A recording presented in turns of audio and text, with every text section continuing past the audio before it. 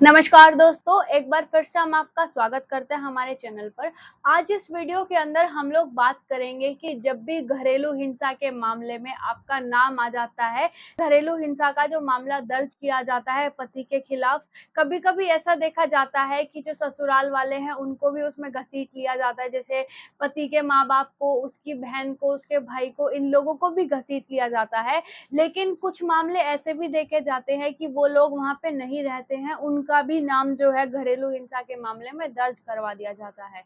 तो ऐसी कंप्लेन हो जाने के बाद यानी कि घरेलू हिंसा का मामला दर्ज हो जाने के बाद किस तरह से अपना जो है वहाँ से नाम हटवा सकते हैं, उस बारे में आज इस वीडियो के अंदर हम लोग जानेंगे।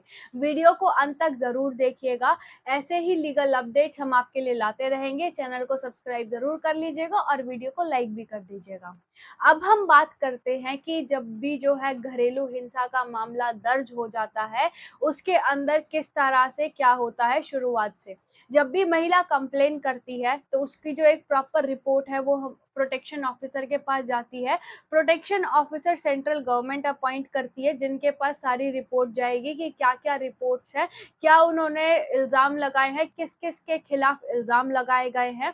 फिर उन जो इल्ज़ामों को देखेंगे प्रोटेक्शन ऑफिसर, उसके बाद कंप्लेनेंट को यानी कि जिसने कंप्लेन करी है, उसको कॉल करके कन्फर्म किया जाएगा कि ये इल्ज़ाम आपने लगाए हैं और इस व्यक्ति के खिलाफ लगाए हैं। तो उसके अंदर जो ऑफिसर है वो चेक करेंगे कि इन सभी का आपस में संबंध है या नहीं है। यानी जिसका नाम उस कंप्लेंट के अंदर है, ऐसा होना चाहिए कि वो कभी ना कभी उस महिला के साथ रहे हैं, यानी कि उनके आपस में डोमेस्टिक रिलेशंस हैं। अगर डोमेस्टिक रिलेशंस नहीं है तो सम्मन्स जारी नहीं किए जाते हैं। लेकिन अगर डोमेस्टिक रिलेशंस होते हैं और मान लीजिए आपका कोई रिलेशन नहीं है उनके साथ, ना उसके पति के साथ, ना ही उनके साथ, तब भी जो है आपके पास सम्मन आ जाता है, तो उस सिचुएशन में आप अपना नाम कैसे हटवा सकते हैं?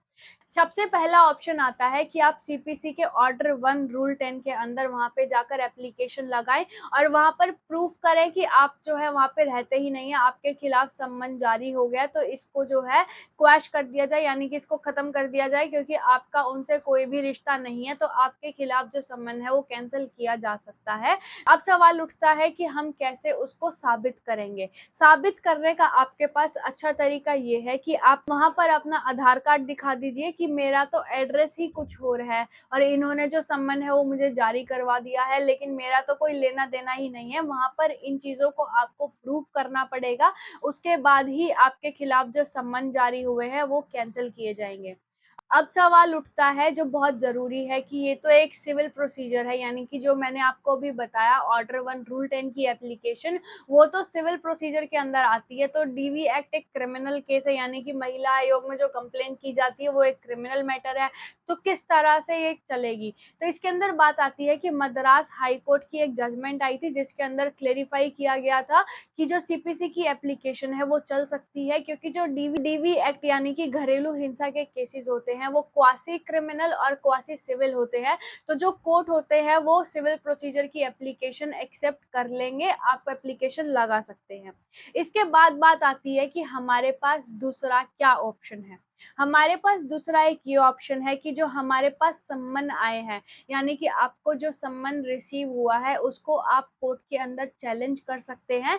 जो चैलेंज किया जाएगा वो किया जाएगा डोमेस्टिक वायलेंस एक्ट के सेक्शन 29 के अंदर। जब भी आप सम्मन चैलेंज करने जाएँगे, सेक्शन 29 के अंदर आप चैलेंज कर सकते हैं कि आपको किस बिहाफ़ पे सम्मन भेजा गया।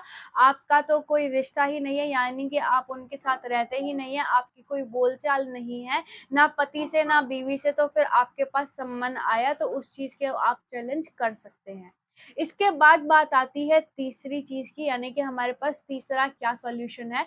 तीसरा और सबसे इम्पोर्टेंट हमारे पास सॉल्यूशन है कि अगर मान लीजिए हम फर्स्ट और सेकंड ऑप्शन कंसीडर नहीं करते, तो हम डायरेक्ट जो है हाई कोर्ट के अंदर सेक्शन 528 ऑफ बीएनएसएस यानी कि भारतीय नागरिक सुरक्षा संहिता का सेक्शन 528 के अंदर हम क्वैशिंग के लिए एप्लीकेशन डाल सकते हैं कि आपके खिलाफ जो कंप्लेन हुई है उसको क्वैश किया जाए। वहाँ पे आपको जो है प्रूफ लगाने पड़ेंगे कि आपका कोई मतलब नहीं है, आपने किसी भी तरह से कोई कॉन्टैक्ट नहीं करा, आपने कोई भी घरेलू हिंसा का पार्ट नहीं हो, आप ना ही आपने आज तक उनकी बीवी को कुछ कहा है, ना ही आपकी कुछ खास बातचीत है। ये चीज़ें आप प्रूव करेंगे और आपके खिलाफ जो कंप्लेन हुई, जो सम्मन जारी हुए, उन सभी को हाई कोर्ट जो है क्वैश कर देगा और वहीं पर मामला रफ़ा-दफ़ा हो जाएगा। तो ये चीज़ें बेहद ध्यान रखें, अगर कभी भी सम्मन जारी होते हैं, तो इन चीज़ों का आप उपयोग करें और अपना जो है वहाँ से नाम हटवा सकते हैं। बस आपको प्रूफ करना होगा कि आपका उनसे कोई लेना-देना नहीं है, यानी कि आप वहाँ पे नहीं रहते, क्योंकि ये सबसे अच्छा ऑप्शन होता है कि अगर आप वहाँ पे रहते ही नहीं हैं, तो आप उनके ऊपर घरेलू हिंसा कैसे करेंगे? तो दोस्तों, आज इस वीडियो के अंदर हम लोगों ने जाना कि जब भी घरेलू हिंसा का कोई मामला दर्ज हो जाता है आपके खिलाफ, तो आप किस तरह से अपना नाम वहाँ से हटवा सकते हैं। तो इन चीज़ों को फ़ॉलो करें और अपना नाम वहाँ से हटवा सकते हैं। आज की वीडियो में सिर्फ इतना ही। ऐसे ही लीगल अपडेट्स के लिए आप हमारे चैनल को सब्सक्राइब कर लीजिए, वीडियो को लाइक ज़रूर कर दीजिएगा। Thank you so much.